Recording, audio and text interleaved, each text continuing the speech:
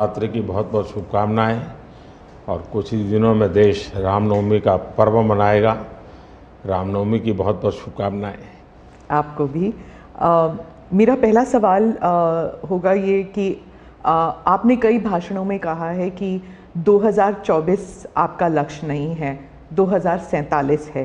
तो 2047 तक क्या कुछ होने वाला है और क्या ये चुनाव महज एक फॉर्मेलिटी है? मैं समझता हूं कि 2047 को और 2024 दोनों को मिक्सअप नहीं करना चाहिए, दो अलग चीज़ें हैं। जब देश आज़ादी के 75 साल अमृत महोत्सव मना रहा था, उसी समय मैंने ये विषय सबके सामने रखना शुरू किया था, आज से 1-2 साल पहले। और मैं ये कहता था कि 2047 देश की आज़ादी के 100 साल होंगे। स्वाभाविक रूप से ऐसे जो माइलस्टोन होते हैं वो एक प्रकार से नया उत्साह भरते हैं, नए संकल्प के लिए व्यक्ति को तैयार करते हैं। और उस अर्थ में मेरा मत था कि एक मौका है, 75 साल पर हम खड़े हैं, 100 साल पहुंचने वाले हैं, इस 25 साल का सर्वाधिक उपयोग कैसे करें। हर इंस्टीट्यूशन, हर कोई अपना एक लक्ष्य बनाए कि मैं अपना गांव का प्रधान हूं, 2047 तक मेरे गांव में इतना तो मैं करूंगा। आरबीआई को मैं कार्यक्रम में भी गया, 90 साल का उनका था। तो मैंने कहा कि 10 साल बहुत महत्वपूर्ण है, आपके 100 साल होंगे, इस पर अभी से सोचिए। तो मेरे मन में 2047 ये भारत की आज़ादी के 100 साल और देश में एक प्रेरणा जगनी चाहिए। और आज़ादी के 100 साल अपने आप एक बहुत इंस्पिरेशन है, किसी व्यक्ति की जरूरत नहीं है। तो एक पार्ट तो वो है। दूसरा है 2024। 2024 ये चुनाव का हमारा जो क्रम है 5 साल का, उसके हिसाब से वो आया हुआ क्रम है। और मैं मानता हूं कि चुनाव ऑल टुगेदर डिफरेंट थिंग है। एक तरफ इस चुनाव में आप देखते हैं, लोकतंत्र में चुनाव को हमने लाइट नहीं लेना चाहिए। ये एक बहुत बड़ा महापर्व है और इसलिए मेरा तो मत है कि उत्सव के रूप में मनाना चाहिए। उससे जैसे स्पोर्ट्स, उसका जब फेस्टिवल होता है, स्पोर्ट्स के इवेंट होते हैं, वो स्पोर्ट्समैन स्पिरिट को पैदा करते हैं। प्रतिस्पर्धा भी। जब खेल का मैदान होता है तो देखने वाले, खेलने वाले, स्पोर्ट्समैन स्पिरिट का एक एनवायरनमेंट क्रिएट होता है जो हमारे संस्कार बन जाते हैं। चुनाव का ये माहौल अगर हम उत्सव में पलट दें, लोकोत्सव बना दें, तो हमारी रगों में, डेमोक्रेसी आने वाली पीढ़ियों के रगों में वो संस्कार बन जाती है। और लोकतंत्र के लिए बहुत आवश्यक है कि लोकतंत्र ये सिर्फ संविधान की सीमाओं में नहीं बंधना चाहिए, हमारी रगों में होना चाहिए, हमारे संस्कार में होना चाहिए। और उस अर्थ में मैं 2024 को देखता हूँ। ये बात सही है कि हमारा 25 साल का विजन, और उसमें मैंने बहुत काम किया है। और ये आज कर रहा हूँ ऐसा नहीं है। शायद मैं जब गुजरात में था तब भी इन दिशा में सोचता था।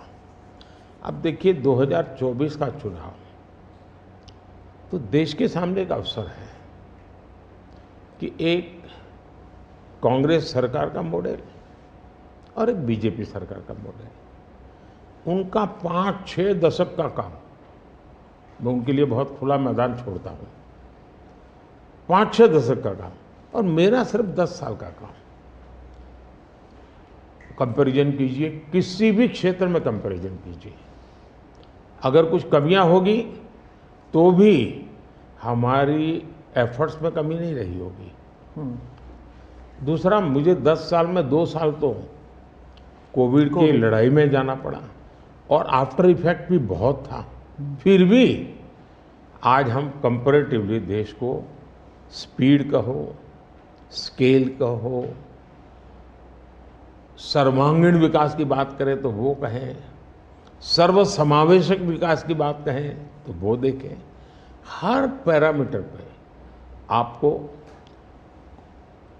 कांग्रेस के मॉडल से एक ऐसा मॉडल नजर आ रहा है कि हाँ, इस रास्ते पर हम चलेंगे इतनी गति से, और गति और बढ़ानी है मुझे।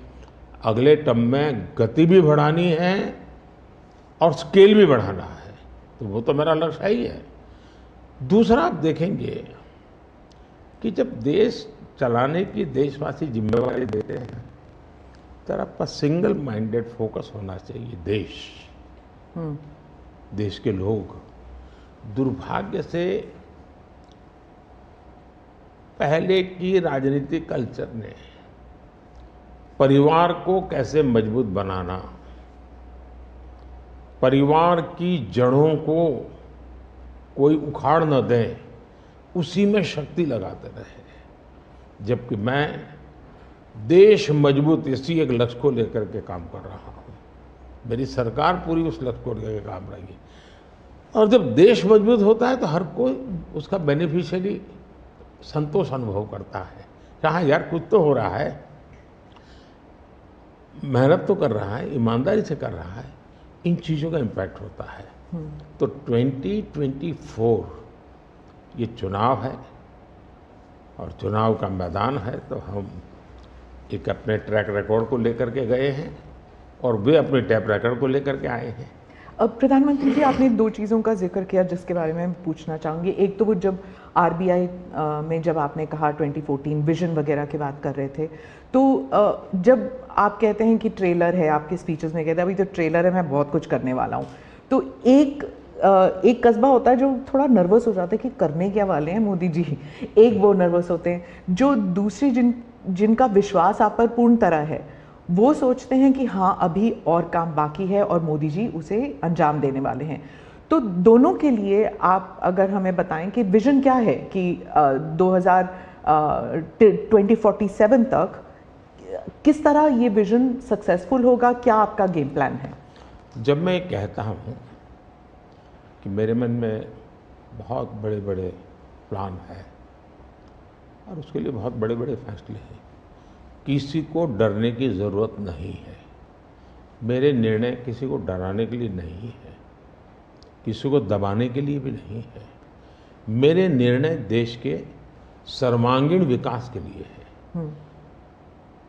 जन कल्याण के लिए है, देश के युवाओं के एस्पिरेशंस को मैं देर करना नहीं चाहता हूँ, मैं समय बिगाड़ना नहीं चाहता हूँ, उस अर्थ में मैं कह रहा हूँ।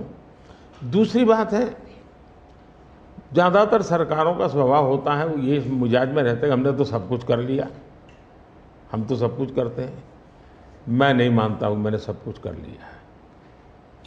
मैंने ज़्यादा से ज़्यादा करने का प्रयास किया है, सही दिशा में जाने का प्रयास किया है, फिर भी बहुत कुछ है जो मुझे अभी भी करना है, क्योंकि मैं देखता हूँ मेरे देश की कितनी आवश्यकताएं हैं। हर परिवार का सपना, वो सपना कैसे पूरा हो, ये मेरे दिल में पड़ा हुआ है। और इसलिए मैं कहता हूँ जो हुआ है वो ट्रेलर है, आपको अच्छा लगा है, लेकिन मैं बहुत अधिक करना चाहता हूँ, उस अर्थ में मैं उस बात को कहता हूँ। दूसरी बात है कि 2047 का जो विजन का सवाल है, एक तो मैं लंबे समय तक मुख्यमंत्री रह करके आया हूँ और मैं अनुभव करता था कि बार बार चुनाव, आचार संहिता, किसी भी राज्य में चुनाव हो तो मेरे राज्य से 30-40 सीनियर अच्छे अफसर ऑब्जर्वर के नाते जाते थे इलेक्शन ड्यूटी, तो 40-50 दिन तक वो बाहर रहते थे।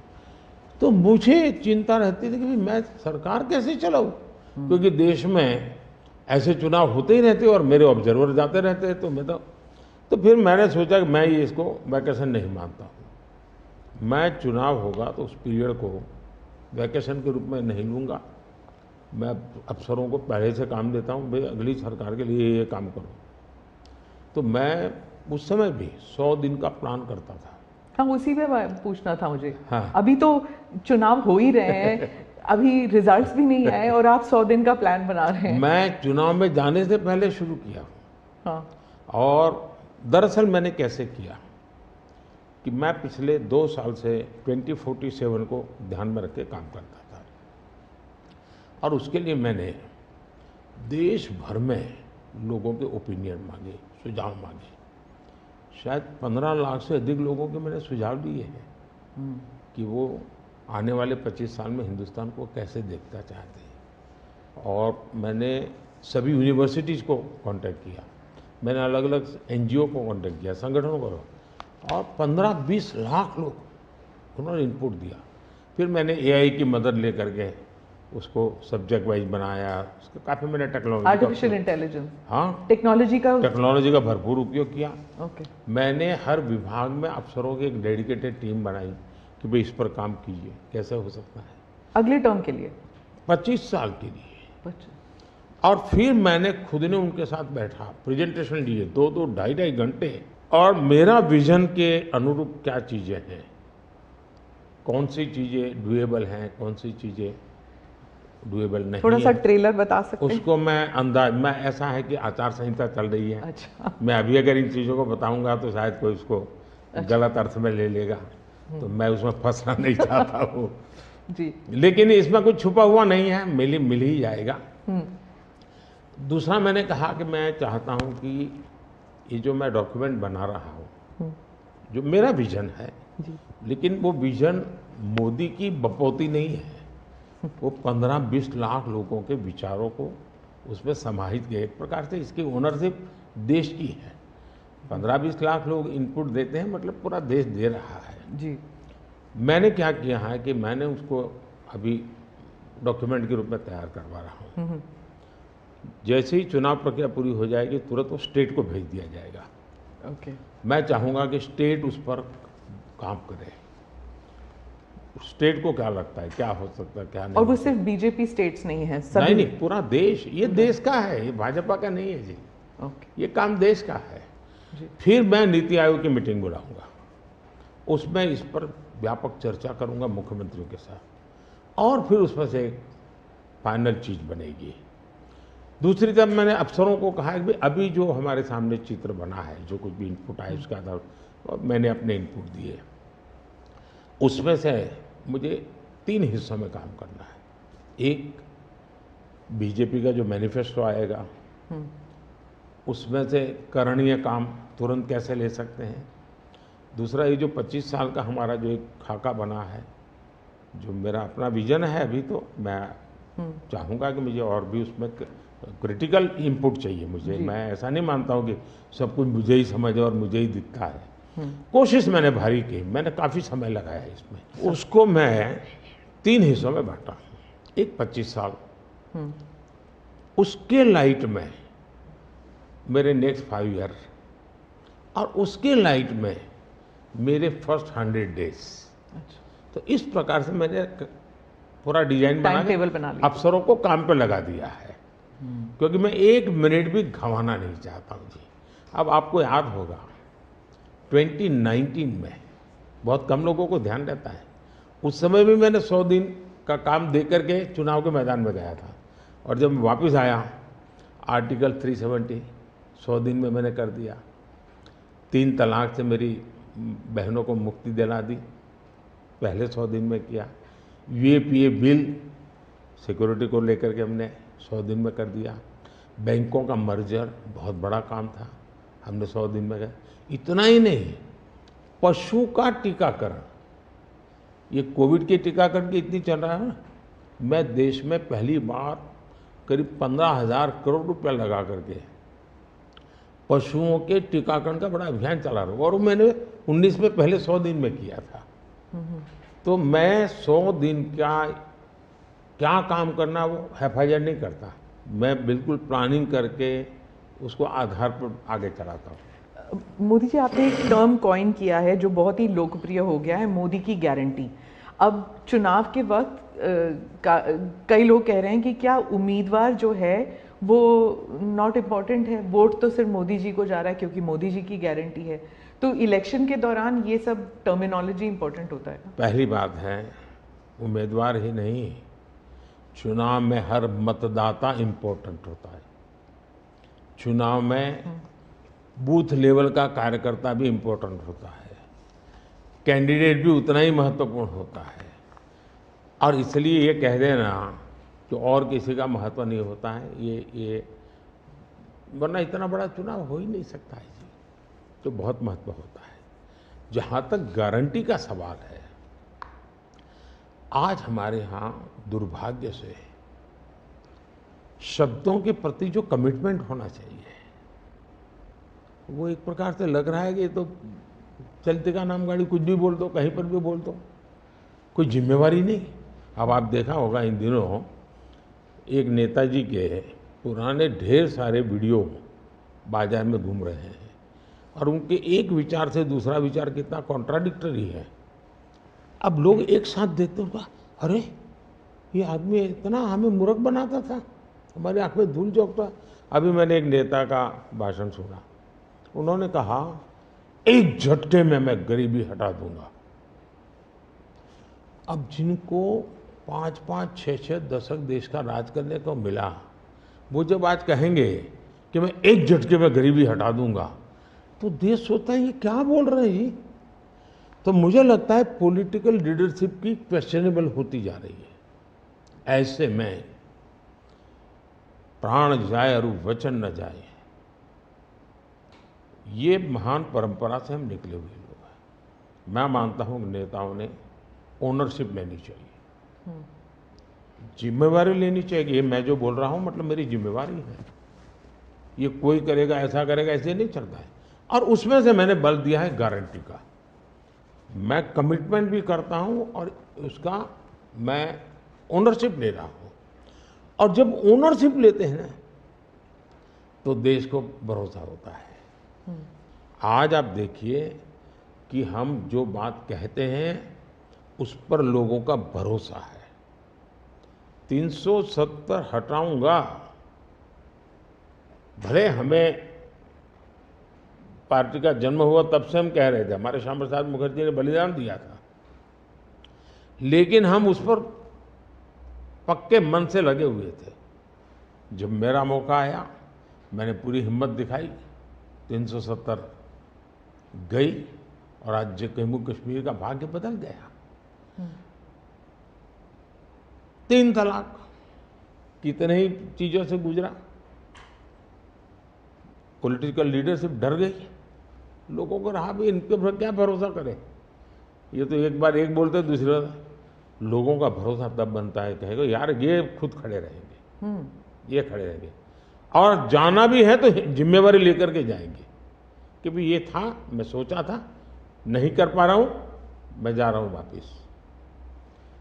लेकिन भरोसा बहुत बड़ी ताकत होती है और भारत जैसे देश में ये भरोसा को मैं अपनी जिम्मेवारी मानता हूं और इसलिए मैं बार बार गारंटी ये कहता हूं। मोदी जी, आप भरोसे की बात करते हैं, जब भी हमारे कैमरा टीम्स जहाँ भी जाते हैं वो सब यही कहते हैं कि जो मतदाता हो या कैंडिडेट हो वो सब यही बात करते हैं, मोदी पर भरोसा। तो have we come to this situation जहाँ पे पहले होते थे, बोला जाता था कि Indira is India, India is Indira, और अब है मोदी इज़ भारत, भारत इज़ मोदी। क्या उस लेवल पर पहुँच गए हैं? ऐसा है कि देश ये कहता है और जो मैं खुद भी फील करता हूँ कि ये माँ भारती का बेटा है, ये माँ भारती का संतान है। उससे ज़्यादा न लोग मुझे मेरे लिए सोचते हैं, न ही मेरे लिए बोलते हैं। भारत माँ का संतान है, माँ की सेवा कर रहा है, तो इतना ही बहुत है। मैं राम मंदिर प्राण प्रतिष्ठा की बात करती हूँ। इसको एक राजनीतिक रंग नहीं चढ़ना चाहिए था, लेकिन हो गया है। और जब इलेक्शंस आ गए हैं तो फिर चाहे ऑपोजिशन हो या बीजेपी हो, एक दूसरे पर आरोप लगाते हैं, तुम पापी तुम पापी। कांग्रेस कहती है कि इसका राजनीतिकरण बीजेपी ने किया इसलिए वो पापी है। बीजेपी कहती है कि न्योता देने के बावजूद आप प्राण प्रतिष्ठा में आए नहीं इसलिए आप पापी हैं। तो इसे आप कैसे देखते हैं? पहली बात है कि इसका राजनीतिकरण किसने किया और इसको आज की घटनाओं से मत, जब हमारा जन्म भी नहीं हुआ था, हमारी पार्टी पैदा भी नहीं हुई थी, उस समय अदालत में ये मामला निपटाया जा सकता था, समस्या का समाधान हो सकता था। भारत विभाजन हुआ तो विभाजन के समय ये तय कर सकते हैं, चलो भाई इतनी इतनी चीज़ें ऐसा कर लो, वो नहीं किया गया। क्यों? कि एक ऐसा हथियार हाथ में है, जो हथियार वोट बैंक पॉलिटिक्स के लिए मजबूती का एक दांव है, इसलिए उसको पकड़ के रखा गया और बार बार उसको भड़काया गया। अब जब ये अदालत के अंदर मामला चल रहा था, अदालत में अभी जजमेंट ना आए वहां तक कोशिश की गई। न्यायिक प्रक्रिया से होना चाहिए, तो हमारा संविधान हमें कहता है और सरकार की तो जिम्मेवारी है, लेकिन उसमें भी अड़ंगे डालना, ये क्यों? क्योंकि उनके लिए ये राजनीतिक हथियार था, ऐसे लोगों के लिए। और देखिए राम मंदिर का, ऐसे लोग हैं राम मंदिर कर रहे हैं, तुम्हें मार देंगे, ऐसा करके वोट बैंक बनाने का एक तरीका था। अब हुआ क्या, राम मंदिर बन गया तो उनके हाथ से वो मुद्दा ही चला गया। अब वो किसी को डरा नहीं पा रहे हैं, राम मंदिर आ जाएगा, आ गया, कुछ नहीं हुआ, आग नहीं लगी कोई। दूसरा, इनकी प्रकृति, आप सोमनाथ मंदिर से लेकर के अब तक की घटनाएं देखिए, वे भारत की मूलभूत आस्थाएं, भारत का मूलभूत जो पिंड है, उसके प्रति नेगेटिविटी लेकर के ही देश में वो अपनी बातें। अब सोमनाथ मंदिर को क्या प्रॉब्लम था, सरदार पटेल थे, डॉक्टर राजेंद्र बाबू को जाना था, वहां तो न जनसंघ था, न भाजपा था, न आरएसएस थी, न कोई लड़ाई थी, लेकिन उन्होंने मना कर दिया जाने। वो जो नेहरू जी की जो चिट्ठी थी, हाँ, जो भी है, अब ये और वो परंपरा आज भी चल रही है कि प्राण प्रतिष्ठा का निमंत्रण मिले और आप उसको ठुकरा दें। सचमुच में तो आपको गर्व होना चाहिए कि ये राम मंदिर निर्माण करने वाले जो भी लोग हैं, जिन्होंने संघर्ष भी किया है, वे आपके सारे पाप भूल करके, सारे आपके गुनाह भूल करके घर में आकर के आपको इनवाइट कर रहे हैं और नए से व्यवहार शुरू करना चाहते हैं। आप उसको भी उस पुराने मिजाज से ठुकरा दें, तब लगता है कि आपके लिए वोट बैंक एक बहुत बड़ी आपकी मजबूरी है, और उस वोट बैंक के चलते इस प्रकार की चीज़ें होती रहती। और ये किसी को नीचा दिखाना, किसी का अपमान करना, ये अपना अधिकार मानते हैं। और मैं कभी कभी कहता हूँ, ये तो नामदार है, हम तो कामदार है। अब मैं नॉर्थ ईस्ट जाऊँ, वहाँ के लोग कोई कपड़े पहना दे, मैं पहनता हूँ, उसकी भी मजाक उड़ाना, यानी हर चीज़ की। मैं तमिलनाडु जाऊँ, लुंगी पहनूँ, तो उनको लगता है देखो ये कर रहा है, वो कर रहा है। मैं हैरान हूँ जी, इतनी नफरत लोकतंत्र में नहीं होती है, नहीं होनी चाहिए। देखिए हमारे लिए, मैं मानता हूँ ये न राजनीति का विषय हम लोगों के लिए है, न होना चाहिए और न कभी होगा। हमारे लिए एक जबरदस्त आस्था का विषय है जी। और ये कोई प्रभु राम का संबंध कोई मेरे कारखाने में नहीं आया जी, हजारों साल से, और दुनिया के अनेक देशों में है। जब ये राम मंदिर का निमंत्रण देने के लिए ट्रस्ट के लोग मुझे आए, उन्होंने ठुकरा दिया। मैं सोचने लगा, इतना बड़ा मुझे दायित्व दिया जा रहा है, मैं अपने आप को योग्य क्या कैसे करूं, अपने आप को योग्य कैसे बनाऊं। तो मैंने कुछ लोगों की एडवाइस ली, कुछ संतों की, कुछ जानकार लोगों की, मेरी स्पिरिचुअल लाइफ से जुड़े हुए कुछ लोगों को मैंने पूछा कि भाई मैं इसको एक प्रधानमंत्री के रूप में इस कार्यक्रम को नहीं लेता हूँ, एक राम भक्त के रूप में करना चाहता हूँ, मुझे क्या करें।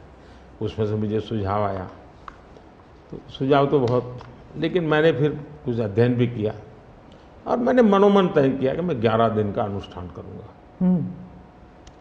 और मैं ज़मीन पे सोता था, नारियल के पानी पर रहता था, और तय किया मैं प्रभु राम जहाँ जहाँ गए थे उसमें जहाँ भी मैं जा सकता हूँ जाने का प्रयास करूँगा। और वहाँ मैं अपना, जब मैं श्रीरंगम मंदिर में गया, दक्षिण भारत में, हाँ, दक्षिण भारत में, और कम्ब रामायण का मैंने पाठ किया वहाँ, तब मुझे वहाँ के लोगों ने बताया साहब 800 साल पहले जब कंब रामायण की रचना हुई तो पहला पाठ इसी जगह पे हुआ और मैं देख रहा सबके आंख में आंसू थे। ये जो मैंने अनुभूति की है साउथ में खास करके, यहाँ बैठे हुए लोगों को अंदाज नहीं आएगा जी कि क्या भक्ति है, क्या आस्था है और कितनी पवित्रता है उसमें। मेरा कार्यक्रम नोन नहीं था, मेरा काम भी ऐसा व्यक्तिगत था, लेकिन जो जन सामर्थ्य एक प्रकार से मुझे उनके भाव में अनुभव कर रहा था, तो मेरे लिए शायद मेरी स्पिरिचुअल जर्नी की एक बहुत बड़ा महत्वपूर्ण ये 11 दिन की घटना मैं देखता हूँ।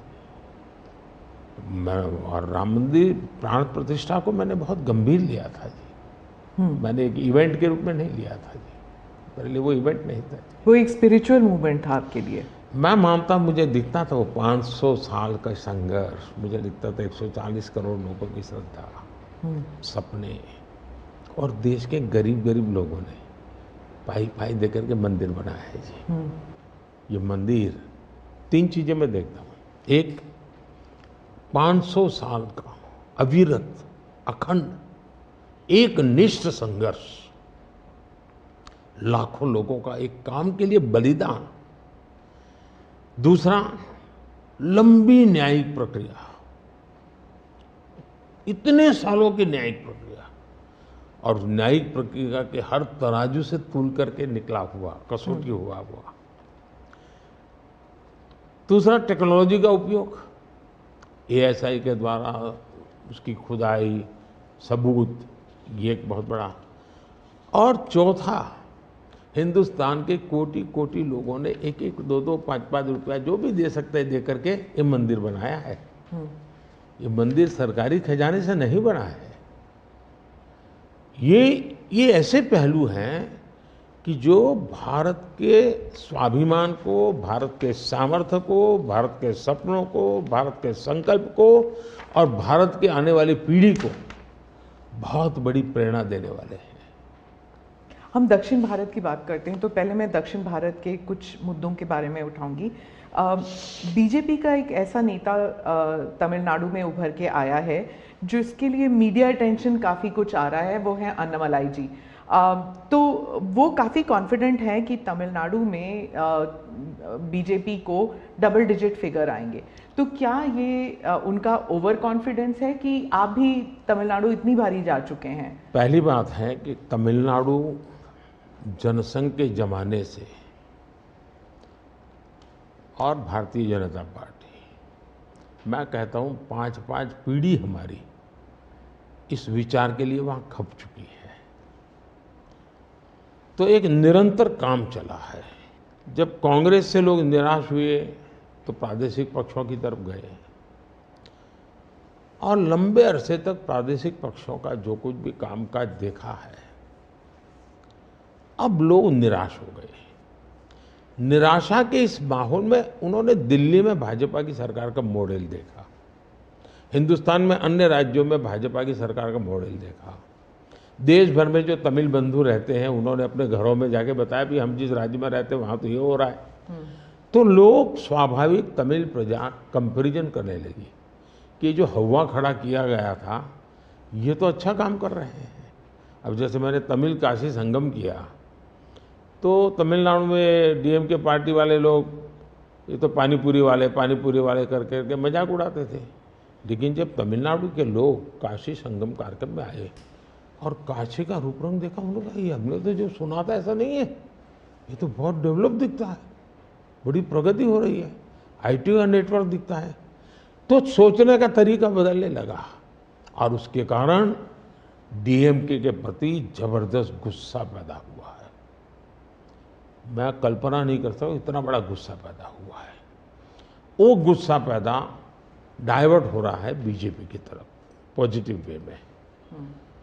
और अन्नामलाई एक बहुत ही अच्छे आर्टिकुलेट है, यंग है, बहुत ही अपनी IPS कैडर में बहुत बड़ी प्रतिष्ठित नौकरी छोड़ कर के आए हैं। दूसरा, लोग सोचते कि यार इतना बड़ा होनहार कैरियर छोड़ के आया आदमी तो DMK AIADMK में चला जाता उसकी तो जिंदगी बन जाती, तो वो मानने नहीं गया, वो बीजेपी में आया। तो लोग आप यार ये बीजेपी में गया मतलब कुछ मेटल है, कुछ अच्छे इरादे वाला इंसान लगता है, तो स्वाभाविक रूप से उसके आकर्षण का केंद्र बना है। और मेरी पार्टी की विशेषता है, हम हर स्तर के हर छोटे मोटे कार्यकर्ता जिसमें क्षमता है उनको अवसर देते हैं। हमारा कोई परिवारवादी तो पार्टी है नहीं, परिवार से चलित पार्टी नहीं है, जिन पार्टियों में of the family, by the family and for the family होता है। और इसलिए हमारे यहाँ तो हर एक को अवसर मिलता है। फैमिली बेस्ड पॉलिटिक्स अगर हम बात करें तो तमिलनाडु में डीएमके ने कहा है कि उन्होंने काफ़ी बयान दिए हैं सनातन के खिलाफ, और वो तो काफ़ी अरसे से करते आए हैं, काफ़ी दशकों से उनका एंटी सनातन पोजीशन रहा है। लेकिन अब जो है वो लोग थोड़ा बहुत आक्रोश दिखने को मिल रहा है। तो आप क्या समझते हैं कि is it because of awareness कि लोग बीजेपी की तरफ मुड़ रहे हैं, या फिर सनातन के खिलाफ जो उनके स्टेटमेंट्स है वो बाकी राज्यों में भी ये फैल रहा है? अब मैं इस सवाल को जरा अलग तरीके से देखता हूँ। सवाल हमें कांग्रेस को पूछना चाहिए। जो कांग्रेस जिसके साथ किसी जमाने में महात्मा गांधी का नाम जुड़ा हुआ था, जो कांग्रेस जहां इंदिरा गांधी जी गले में माला खुलेआम पहन करके घूमती थी, रुद्राक्ष माला, जो हाँ रुद्राक्ष माला पहन करके घूमती थी इंदिरा जी। सवाल कांग्रेस को पूछना चाहिए कि तुम्हारी क्या मजबूरी है कि सनातन के खिलाफ इतना जहर उगलने वाले लोगों के साथ तुम क्यों बैठे हो भाई? क्या तुम्हारी राजनीति अधूरी रह जाएगी क्या?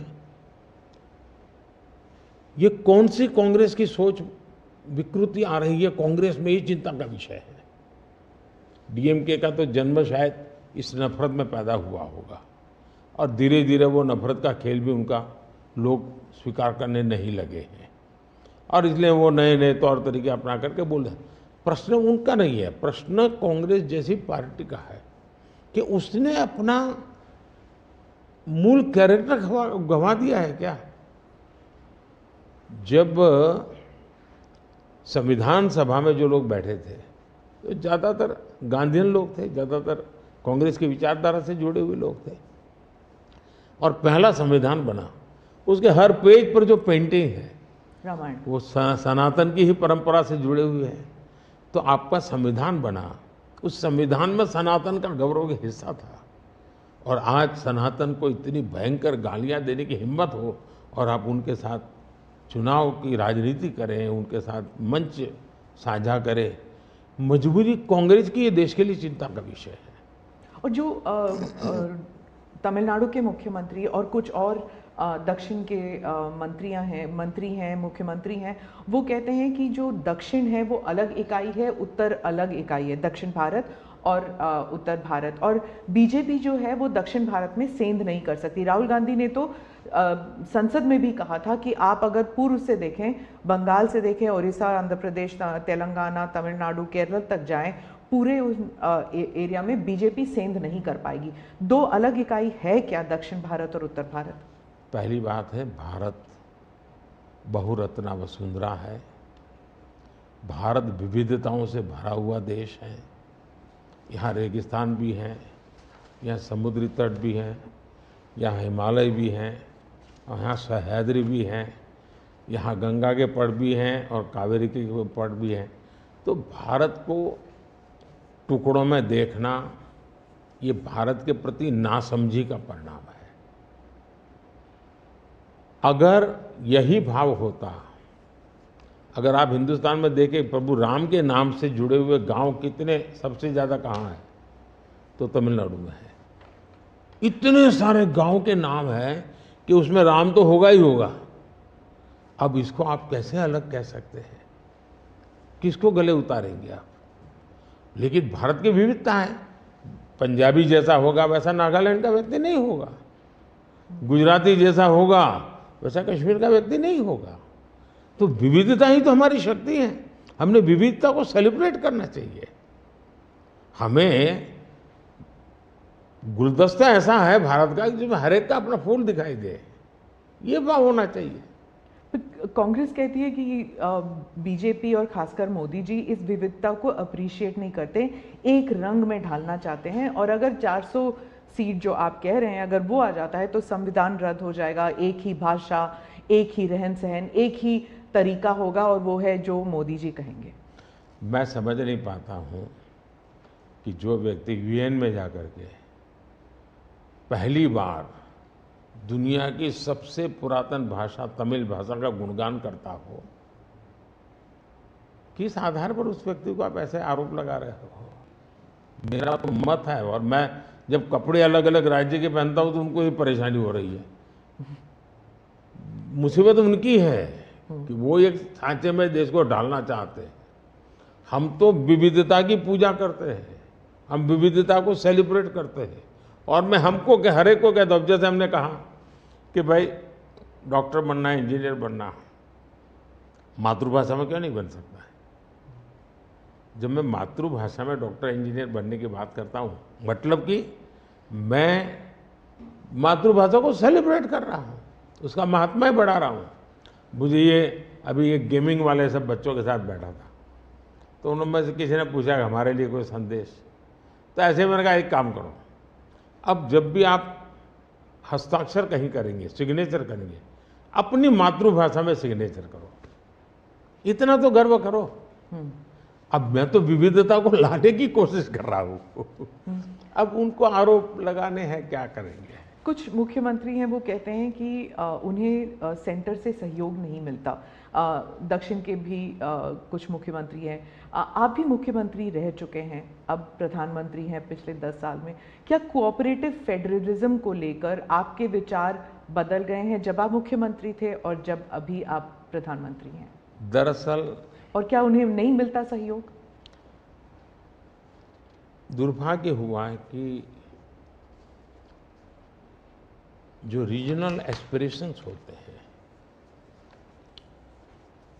उसको सबसे ज़्यादा तवज्जो देनी चाहिए, ये मेरी पार्टी की फिलॉसफी है। अगर आप रीजनल एस्पिरेशंस जो हैं उसको नकार करके विकसित भारत का सपना पूरा नहीं कर सकते। दूसरा, मैं गुजरात में लंबे समय तक मुख्यमंत्री रह के आया हूँ, और मेरा सौभाग्य है कि देश में मैं पहला प्रधानमंत्री ऐसा हूँ कि जिसके पास राज्य के मुख्यमंत्री का इतना बड़ा अनुभव रहा है। तो एक मुख्यमंत्री के नाते केंद्र से क्या अपेक्षाएं होती हैं, केंद्र से क्या तकलीफें होती हैं, उसको मैंने भली भांति झेला है, समझा भी है। और इसलिए मैं कतई नहीं चाहूँगा कि मेरे देश का कोई राज्य, उसका उमंग उत्साह हो विकास का, उस पर कोई रुकावट पैदा हो। अगर रुकावट हटा सकता हूँ और उसमें मैं उनकी मदद कर सकता हूँ, वो भी मैं करने के लिए जाऊँ, क्योंकि मुझे देश बनाना है। दूसरा, मैं जब गुजरात था तब भी मेरा मंत्र था, यहाँ सरकार यूपीए की थी, तब भी मेरा मंत्र था भारत के विकास के लिए गुजरात का विकास। मैं गुजरात का विकास करूंगा, क्यों? क्योंकि मुझे मेरा देश का विकास करना है। हमारे देश में वातावरण बनना चाहिए, और हमने एस्पिरेशनल डिस्ट्रिक्ट की कल्पना की। हर राज्य में हमने कहा कि ये राज्य के पैरामीटर के बराबर है। भारत सरकार ने योजना बनाई, उसकी मदद की। सभी राज्य आज हमारे एस्पिरेशनल डिस्ट्रिक्ट में और एस्पिरेशनल ब्लॉक में मिल करके हम काम कर रहे हैं, और बहुत अच्छे परिणाम नजर आ रहे हैं। अब आप कोरोना देखिए, मैंने इतनी बार चीफ मिनिस्टर से मीटिंग की, शायद 20-25 बार, और हर चीज़ में सब मिल करके निर्णय करते थे। तो हम साथ मिल करके चले तो हम कोरोना के जंग को जीतने में सफल हुए। और मैं पब्लिकली कहता हूँ कि कोरोना की लड़ाई में भारत की सफलता का कारण, मैं सभी राज्यों का भी उतना ही योगदान है, मैं रिकॉग्नाइज करता हूँ। और इसलिए मैंने हमेशा कहा है कि देश को आगे ले जाना है तो हमें कॉम्पिटिटिव कोऑपरेटिव फेडरलिज्म चाहिए। हमारे यहाँ स्पर्धा होनी चाहिए, तंदुरुस्त स्पर्धा होनी चाहिए विकास की, तब जाकर के। अब देखिए G20, मैं G20 दिल्ली में कर सकता था, मैंने ऐसा नहीं किया। हिंदुस्तान के हर राज्य में G20 समिट किया, क्योंकि हर राज्य में G20 को सबसे ज़्यादा अवसर मिले, लोगों को उस राज्य को देखने का अवसर मिले, राज्य को अपना एक्सपोजर के लिए ग्लोबल प्लेटफॉर्म मिल जाए। क्यों? क्योंकि मैं चाहता हूँ मेरा देश का हर कोना मेरे लिए देश ही है। मोदी जी, दो सवाल G20 को लेकर मैं पूछना चाहती थी आपसे। एक तो वो जो क्लासिक शॉट था ना, वो प्रेसिडेंट बाइडेन और प्रिंस सलमान जो हैंडशेक वाला जो शॉट, उसके बारे में एक। दूसरा, वेस्टर्न मीडिया में बहुत से आर्टिकल्स आते थे उस वक्त कि कोई कंसेंसस होगा नहीं, डेक्लेरेशन होगा नहीं, पर हो गया डेक्लेरेशन। तो ये दो, इन दोनों चीज़ों की बैक स्टोरी बताइए। एक तो आपने वो हैंडशेक कैसे करवाया, और दूसरा डेक्लेरेशन कैसे हुआ?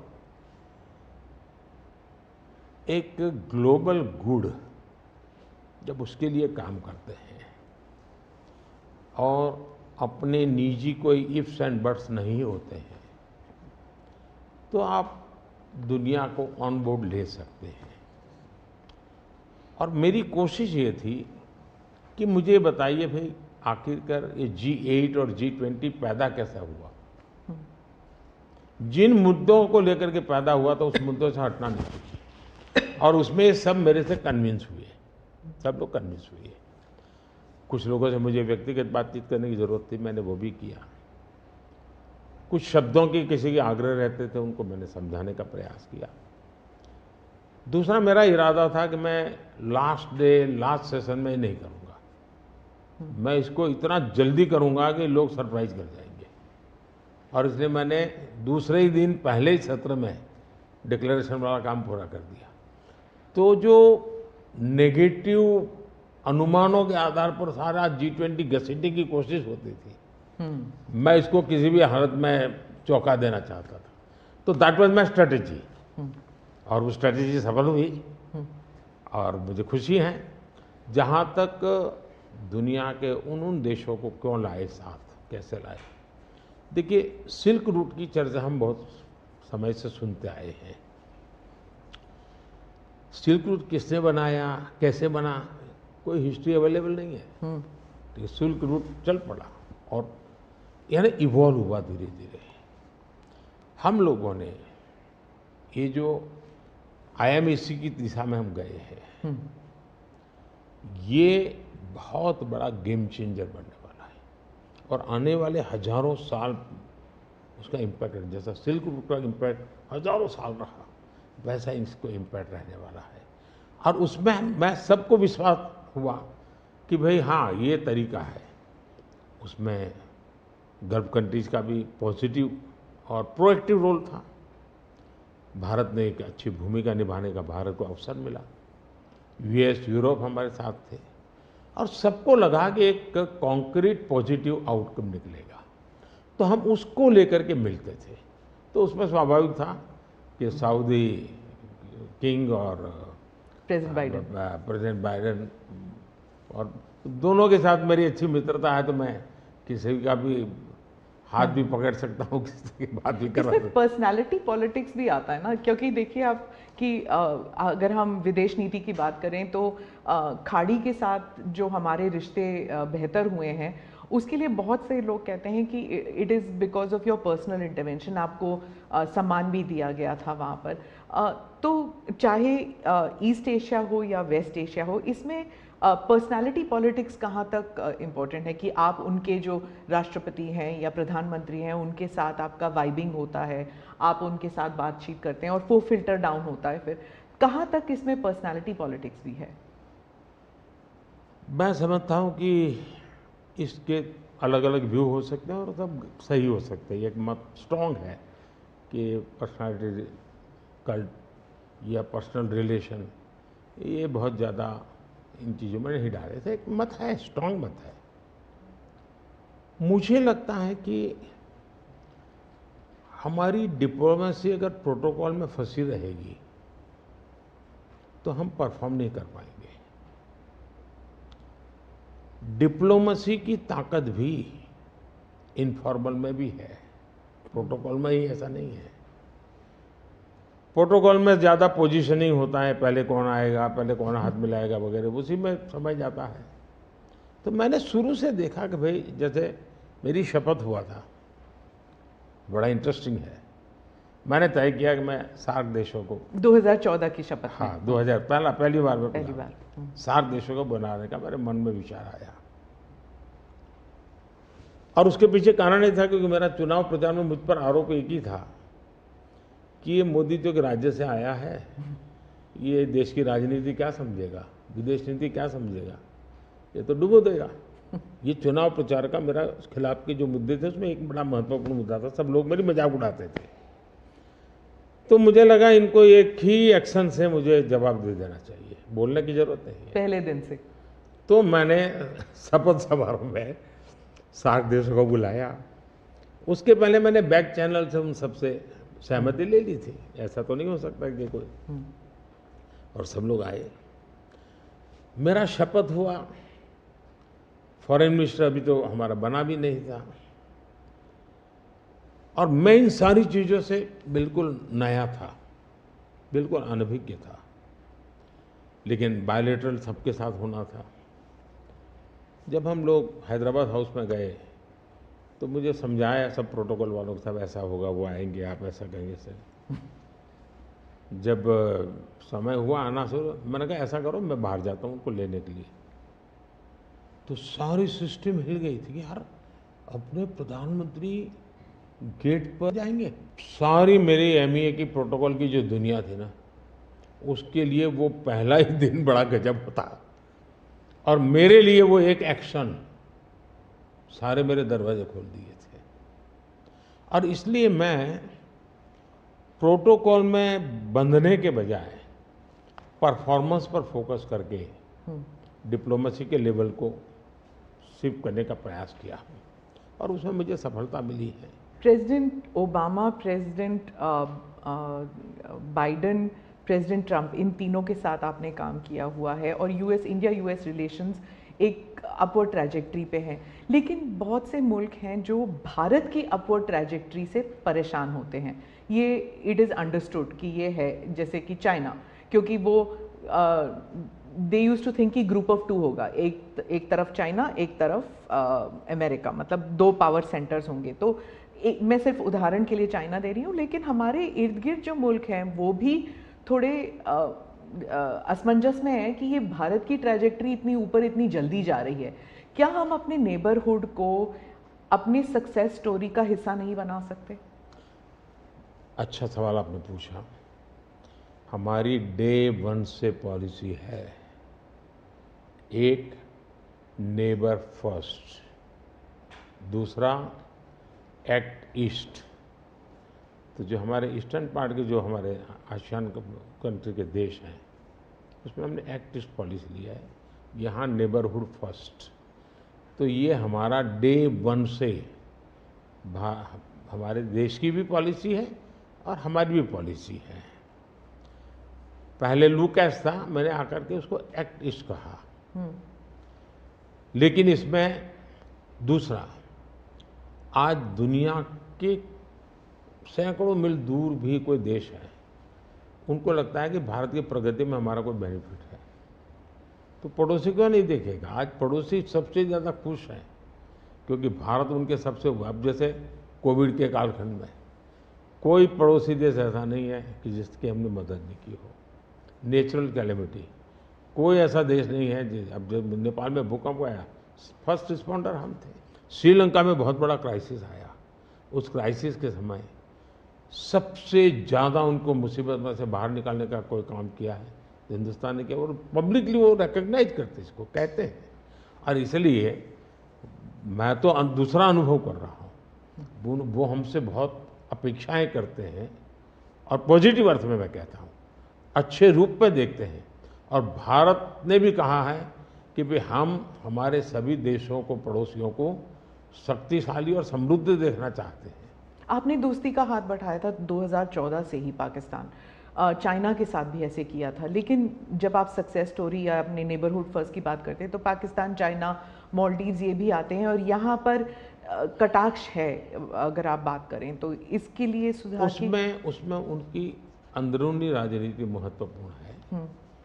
भारत और उन देशों का संबंधों से ज़्यादा उनका इंटरनल पॉलिटिक्स के लिए कुछ चीज़ें जरूरी है। जी, विदेशी मीडिया जो है वो हमेशा कहती है कि Modi is the most popular prime minister in India. वो इस बारे में कोई दो राय नहीं है, लेकिन ये भी कहती है a strong Modi means democracy start sliding. मतलब लोकतंत्र के लिए खतरा है अगर मोदी जी और स्ट्रॉन्ग हो जाएंगे, लेकिन भारत में कुछ और ही है। वो वही रेटिंग्स, वही एजेंसीज कहते हैं कि लोग जो हैं वो खुश हैं कि मोदी जी अगर स्ट्रॉन्ग हो जाएं, तो उन्हीं के रेटिंग्स ये कहते हैं। आप इस बारे में क्या कहेंगे? पहली बात है कि उनकी टर्मिनोलॉजी क्या है और उनके इस कंक्लूजन पर आने का आधार क्या है, ये अपने आप में एक रिसर्च का विषय है। लेकिन मैं ये समझ नहीं पाता हूँ कि जिस देश में 6 लाख पंचायतें चुने हुए लोगों से चलती हो, दुनिया में कोई देश ऐसा है कि जहाँ 6 लाख पंचायतें और नियमित रूप से चुनाव जहाँ होते हैं, इतने राज्य, अनेक पार्टियों की सरकारें, हमारे देश में शायद ही कोई ऐसी पॉलिटिकल पार्टी होगी जो कहीं सत्ता में ना हो। तो ये सब होने के बावजूद अगर ये कहना कि सर्वसत्ताधीश कोई बन रहा है, तो ये तो मुझे लगता है उनको जानकारियों का अभाव है हिंदू। दूसरा, अगर मोदी सर्वसत्ताधीश के रूप में रहता तो G20 में मेरे अगल बगल में ही कर रहा है। मैंने तो राज्यों के पास, क्योंकि डेमोक्रेटिक कैरेक्टर है ये हमारा। मोदी जी एक मैं मदर ऑफ डेमोक्रेसी इसकी दुनिया में गुंज कर रहा हूँ, तो उनको क्वेश्चन हो रहा है, क्योंकि वो अभी भी स्वीकारने को तैयार नहीं कि भारत मदर ऑफ डेमोक्रेसी है। हाँ, एक सवाल था, यूक्रेन में जब युद्ध चल रहा था तो भारत के जो वहाँ पर छात्र थे उन्हें सुरक्षित रूप से वापस भारत लाया गया। ये एक दिल हिलाने वाला किस्सा था। इसमें आपने हॉस्टिलिटीज़ रोकने के लिए पर्सनल हस्तक्षेप किया था, पर्सनल इंटरवेंशन किया था, ये सुनने में आया है। तो इसके बारे में कुछ बताएंगे? देखिए, यूक्रेन की चर्चा जरा ज़्यादा हुई है खिलाफ, लेकिन मैं 14 से लेकर ऐसी कई घटनाएं हैं। अगर आपने एक सुषमा स्वराज जी का एक इंटरव्यू है, आप देखिए कि कैसे यमन में से हमने हिंदुस्तान के लोगों को लाए, और सऊदी किंग के साथ मैंने बात कर करके उनसे कहा भाई मुझे वहाँ यमन से लोगों को लाना है, तो आपका बॉम्बार्डिंग चल रहा है, हम कर नहीं पा रहे हैं, मुझे कैसे मदद करेंगे? तो उन्होंने कहा कुछ समझ लीजिए मुझे। और सुषमा जी ने अपने इंटरव्यू में सारी चीज़ें कही हुई है। भारत की रिक्वेस्ट पर एक पीरियड रहता था जिस पीरियड में बॉम्बार्डिंग नहीं होता था, और उस समय हम हवाई जहाज़ में हमारे लोगों को निकालते। यमन से करीब 5,000 लोगों को हम लाए थे।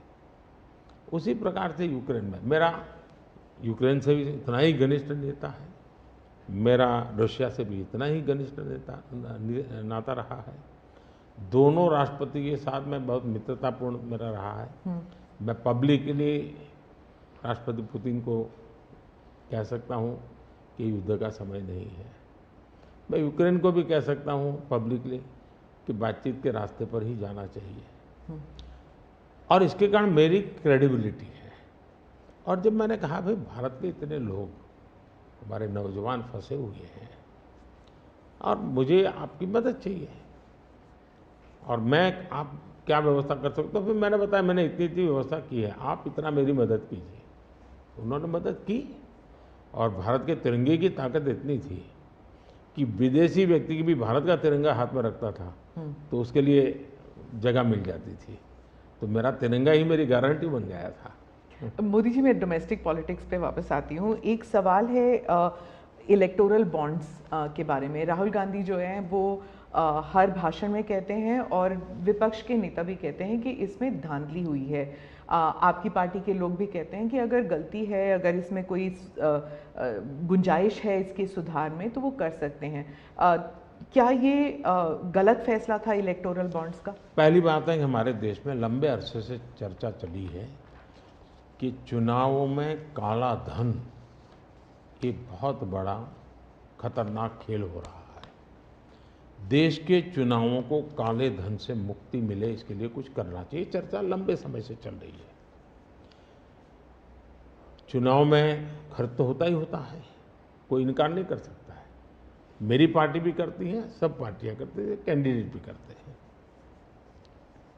और पैसे लोगों से लेने पड़ते हैं, सब पार्टियां लेती हैं। मैं चाहता था कि हम कुछ कोशिश करें कि इस काले धन से हमारे चुनाव को कैसे मुक्ति मिले, ट्रांसपेरेंसी कैसे आए।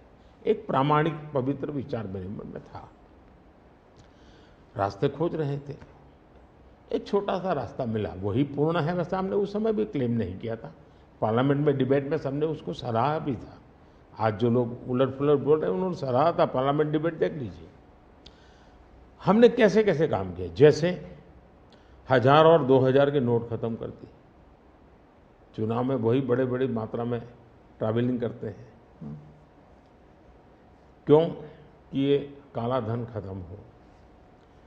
हमने सुप्रीम कोर्ट ने कहा था कि 20,000 रुपये तक पॉलिटिकल पार्टियां कैश ले सकती हैं।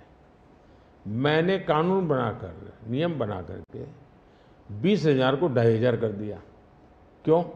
क्योंकि मैं नहीं चाहता था कि ये कैश वाला कारोबार चले। फिर मैंने कहा है कि इलेक्टोरल बॉन्ड, कि जो पार्टी अपना सीक्रेसी मेंटेन करना चाहती है। होता था क्या, जैसे हम पहले बीजेपी में चेक से पैसा लेंगे तय किया, तो सब व्यापारी लोग हमें आकर के कहें साहब हम चेक से दे ही नहीं सकते। हमने कहा क्यों नहीं दे सकते? बोले हम चेक से देंगे तो हमें लिखना पड़ेगा, हम लिखेंगे तो जो सरकार है वो देखेगी कि ये विपक्ष को इतना पैसा दिया, तो हमें तो वो परेशान करेंगे। तो बोले हम तो पैसे देने के लिए तैयार है लेकिन चेक से नहीं देंगे।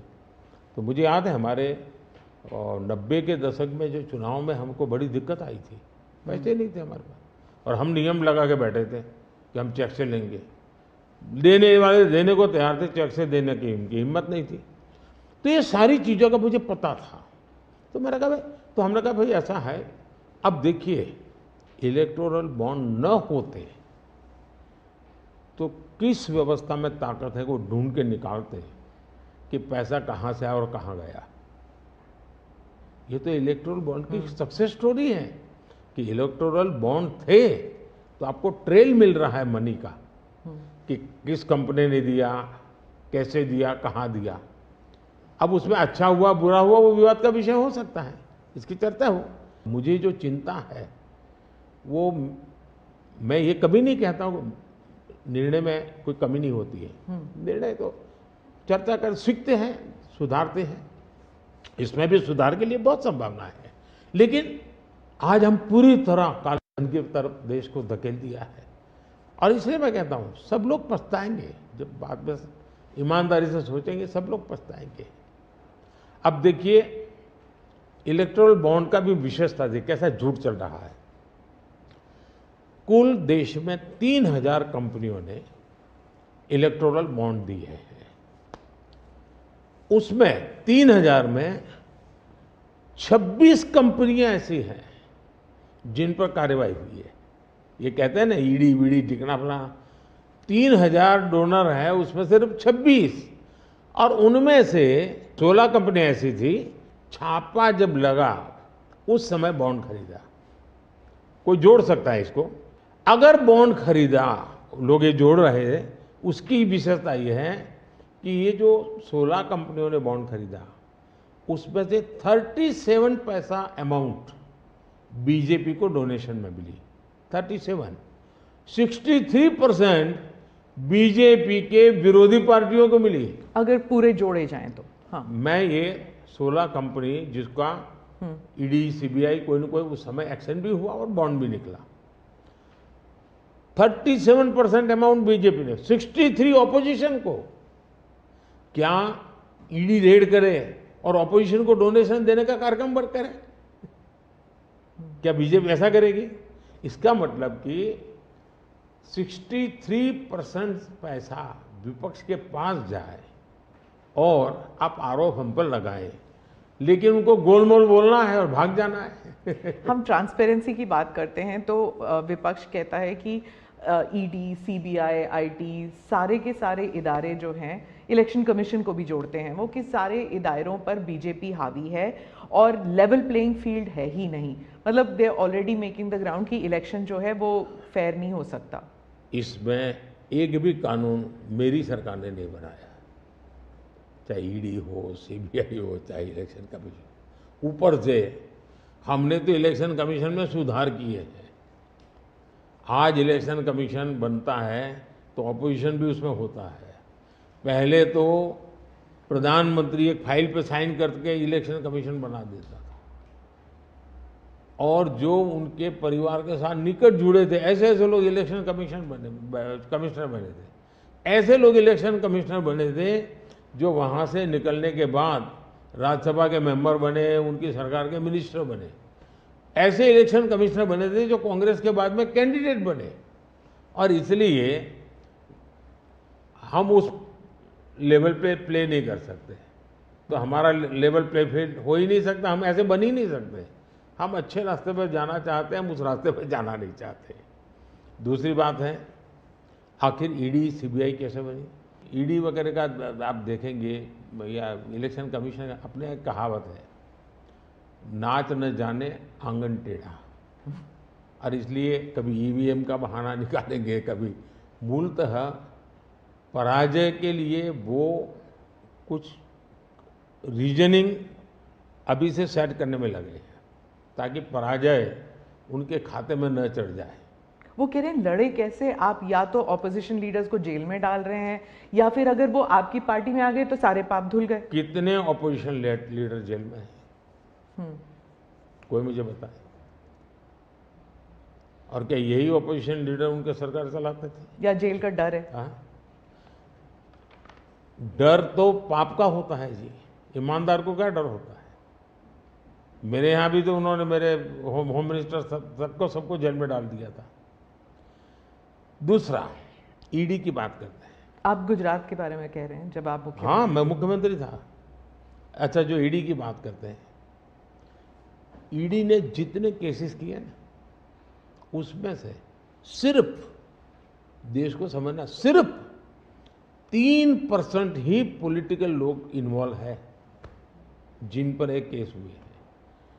97% जिनका राजनीति से कोई लेना देना नहीं, ऐसे लोगों को हुआ है जो कोई ड्रग माफिया है, कुछ अफसर हैं जो करप्शन करते हैं, कुछ अफसर हैं जो बेनामी संपत्ति बना के बैठे हुए हैं। 97% केस उन पर हुए हैं, जेलों में वो लोग गए हैं। अच्छा, मजा देखिए, ईडी एक स्वतंत्र संस्था को काम कर देना चाहिए, नहीं करने देना चाहिए? बनाई क्यों भाई? 2014 से पहले ये संपत्ति अटैच करने का ईडी को अधिकार है। 2014 से पहले उन्होंने सिर्फ 5,000 करोड़ रुपए की संपत्ति अटैच की। कौन रोकता था ईडी को भाई? और किसके लाभ में कहता था? मेरे कालखंड में गलत काम करने वालों की 1 लाख करोड़ रुपए की संपत्ति अटैच हुई है। कई देश की जनता का पैसा नहीं है? दूसरा आंकड़ा तो आप और हैरान हो जाओगे। 2014 पहले इसी ईडी ने देश में से 34 लाख रुपए, 34 लाख रुपया कैश जब्त किया था। मतलब कि स्कूल बैग में आ जाए इतना पैसा, स्कूल बैग में आ जाए। पिछले 10 साल में हमने 2,200 करोड़ रुपया कैश जब्त किया है। 2,200 करोड़ रुपया कैश जब्त किया है। कहाँ 34 लाख, कहाँ 2,200 करोड़। 34 लाख रुपया एक बैग में आ जाता है, 2,200 करोड़ रुपया शिफ्ट करना है तो वो हाथी का छोटा सा ट्रक आता है ना, 70 ट्रक लगेंगे तब जाकर इतना रुपया हमने ईडी ने हमारे यहाँ हमारे कालखंड में। इसका मतलब ये है कि ईडी सही काम कर रही है। कैश पकड़ा है भाई, लोग पकड़े नहीं, कैश भी पकड़ा है। और मेरा ये कमिटमेंट है जी, मैं ये कन्विंस हूं कि भ्रष्टाचार ने देश को तबाह करके रखा है। हमें देश में से भ्रष्टाचार के खिलाफ लड़ाई लड़नी चाहिए, पूरी ताकत से लड़नी चाहिए। और ये मेरा व्यक्तिगत रूप से मेरा ये कन्विक्शन बना हुआ है। एक सवाल आर्थिक इशू पर है कि जब इलॉन मस्क भारत आने वाले हैं और वो जब आपसे अमेरिका में मिले थे तो उन्होंने कहा था वो आपके प्रशंसक हैं, he is a fan of yours. क्या हम भारत में टेस्ला कार, स्टारलिंक ये सब देखेंगे? और इससे जुड़ा एक सवाल था कि क्या जब ऐसे कंपनीज भारत में आएंगे तो क्या नौकरियां बढ़ेंगी? क्योंकि बहुत से लोग चाहते हैं कि, और थोड़ा भय भी है कि जब ये इंटरनेशनल कंपनीज भारत आएंगी तो क्या भारत में नौकरियां होंगी, नहीं होंगी? इन दोनों पर पूछना चाहती हूँ मैं। देखिए, पहली बात है, एलन मस्क मोदी के प्रशंसक है, वो अपनी जगह पे है। मूलतः वो भारत के प्रशंसक है। और मैं अभी उनको मिला ऐसा नहीं, मैं 2015 में उनकी फैक्ट्री देखने गया था। वो कहीं बाहर थे, तो स्पेशली अपने सारे कार्यक्रम कैंसिल करके वो वापस आए।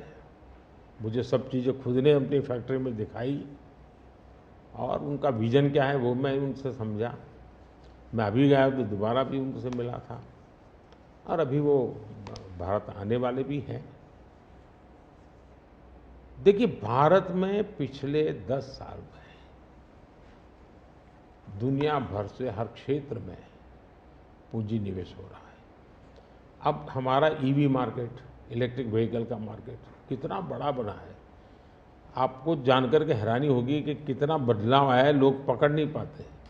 2014-15 में हमारे देश में 2000 इलेक्ट्रिक व्हीकल थे, 2000 बिके थे। 14-15 में 2000 इलेक्ट्रिक व्हीकल बिके थे। 2023-24 में 12 लाख इलेक्ट्रिक व्हीकल बिके हैं। कहा 2000 और कहा 12 लाख। इसका मतलब इतना बड़ा चार्जिंग स्टेशन का नेटवर्क बना है, पर्यावरण को बहुत बड़ी मदद मिली है। यानी एक प्रकार से, और उसको लेकर के हमने आपको एक पॉलिसी का रूप दिया है। हमने दुनिया को कहा कि भाई भारत बहुत तेज़ी से ईवी पे जा रहा है, मैन्युफैक्चरिंग करना चाहते वो आना चाहे आइए। इतना ही नहीं, मैं चाहता हूँ हिंदुस्तान में निवेश आना चाहिए, क्योंकि भारत में वो चीज़ें जिसमें भले पैसा किसी का भी लगा हो, पसीना मेरे देश का लगना चाहिए, उसके अंदर सुगंध मेरे देश की मिट्टी की आनी चाहिए, ताकि मेरे देश के नौजवानों को रोजगार मिले। और मैं उसके लिए, आप देखिए, गूगल उसका बड़ा काम यहाँ कर रहा है, सैमसंग यहाँ पर आया, एप्पल बहुत बड़ी मात्रा में यहाँ पर आया। हमारे यहाँ बड़ोदरा के अंदर एयरक्राफ्ट मैन्युफैक्चरिंग के लिए काम शुरू हुआ। सेमीकंडक्टर के लिए अभी तो ताइवान के एक लीडर का बड़ा अच्छा बयान भी आया। यानी हम हर क्षेत्र में चाहते हैं कि लोग टेक्नोलॉजी ट्रांसफ़र करें, हम चाहते हैं कि लोग पूंजी निवेश करें, हम चाहते हैं कि हमारे देश के नौजवानों को रोजगार मिले। मैं ये अब मुझे मंजूर नहीं है कि मेरा देश के गेहूं बाहर जाए और ब्रेड में बाहर से लूँ। मैं ऐसा नहीं चलाऊँगा। जो भी करूँगा मेरे देश में करूँगा, मेरे देश के नौजवानों के लिए करूँगा। और मैं इसके लिए नीतियाँ भी बनाता हूँ, हिम्मत के साथ बनाता हूँ, और लोग आ भी रहे हैं, भरोसा कर रहे हैं। प्रधानमंत्री जी, अंत में 2 सवाल पूछना चाहूँगी। एक तो फर्स्ट टाइम वोटर्स, पहले बार जो मतदान करने वाले हैं, उनके लिए आपका क्या संदेश है? और दूसरा, जो ईमानदार मध्यम वर्गीय करदाता है, honest middle class tax payer, millions are there, तो उनके लिए वो क्या उम्मीद कर सकते हैं मोदी 3.0? देखिए, मैं जो विकसित भारत की बात करता हूँ, उसके साथ साइमल्टेनियस किसका भविष्य जुड़ा हुआ है?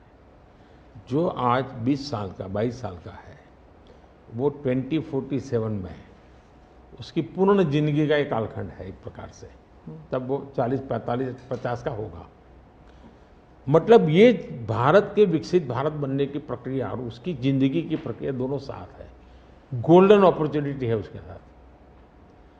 ये सबसे ज़्यादा बेनिफिशियरी आज का जो फर्स्ट टाइम वोटर है, वो 2047 का सबसे बड़ा बेनिफिशियरी बनने वाला है। ये बात मैं उसको समझा रहा हूँ कि भाई मैं तेरा भविष्य बना रहा हूँ, तुम मेरे साथ जुड़ जाओ। और मैं क्या मानता हूँ कि वो जुड़ेगा। दूसरा, फर्स्ट टाइम वोटर जो है वो परंपरागत चीज़ों से बाहर आना चाहता है। अब आप देखिए विपक्ष का घोषणा पत्र पूरी तरह इकोनॉमी को फेल करने वाला घोषणा पत्र है। एक प्रकार से विपक्ष का घोषणा पत्र देश के जो फर्स्ट टाइम वोटर हैं या पिछले जिनकी उम्र 25 से कम है, उनके भविष्य को रौंदने वाला उनका मैनिफेस्टो के इकोनॉमिक प्रोग्राम है। वो तो खटाखट खटाखट खटाखट पैसे देने वाला।